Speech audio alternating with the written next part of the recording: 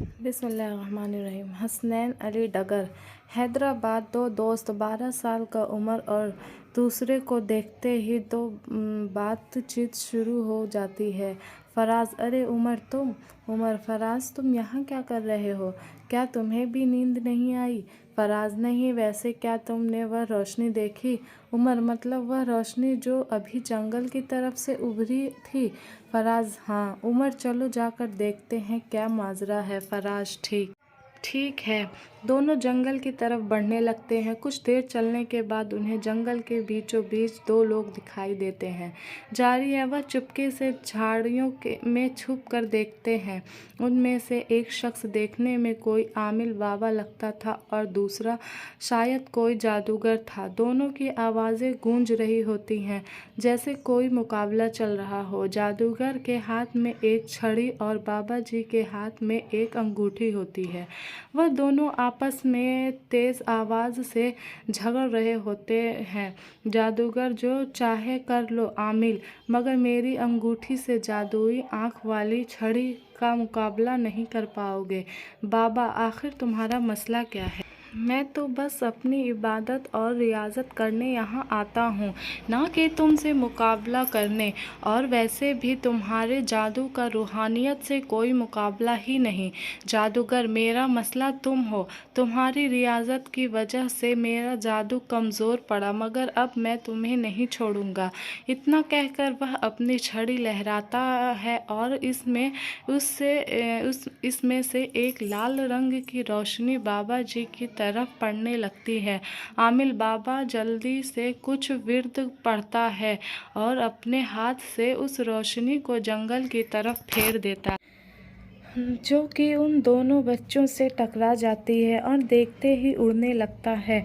जैसे ही उस आमिल बाबा की नज़र उन बच्चों पर पड़ती है, वह कुछ और विर्द दोहरा कर बच्चों की तरफ इशारा करते हैं और बच्चे वापस ज़मीन पर आ जाते हैं और वह आमिल बाबा फिर जादूगर से लड़ने में मशगूल हो जाता है। उमर, आखिर यह सब क्या हो रहा है? फराज, एक मज़ेदार लड़ाई चल रही है और क्या।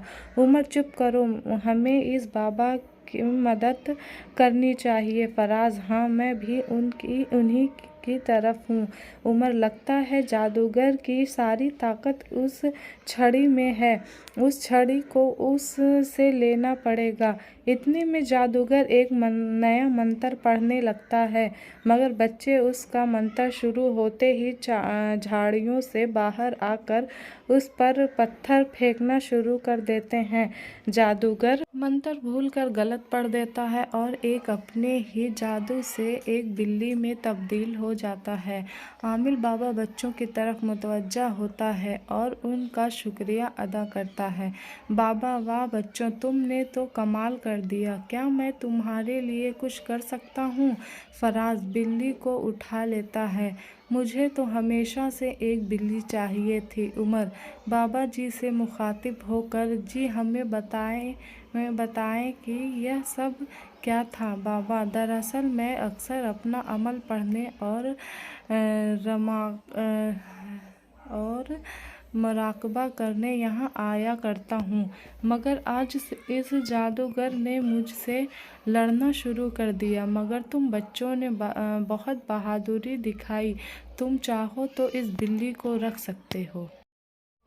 उसके बाद आमिल बाबा आगे बढ़कर जादूगर की वह छड़ी ज़मीन से उठाकर तोड़ देता है और उन्हें आइंदा रात को इस तरह अकेले बाहर निकलने से मना करता है और बच्चों को उनके हिफाजत के लिए कुछ अमल तालीम कर देता है।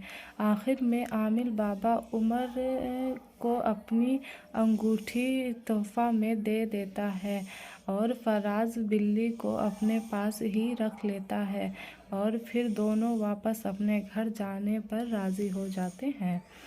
तो हमारे प्यारे दोस्तों, आप लोगों को ये कहानी सुनकर मज़ा आया होगा।